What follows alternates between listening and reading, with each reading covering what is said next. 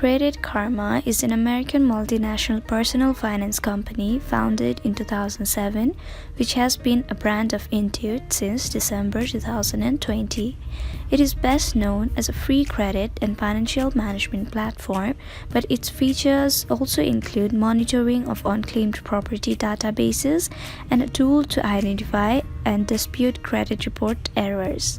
Hello everyone, I hope you all are having an amazing time. Today I'm back with another tutorial video, and in this video I'll be guiding you guys through the steps of downloading and logging into your Credit Karma account. So let's get started. First of all, go to the App Store and in the search bar type Credit Karma.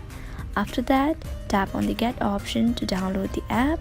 Once the app has been downloaded, tap on Open to go to the app. After that, you'll be able to see an option, Sign In. Tap on it. Now, you'll be asked to enter the email address and password. Enter the email address and password, and after that, tap on Sign In. Finally, you'll be logged into your Credit Karma account. So, we have come to the end of the video. I hope this video was helpful for you guys.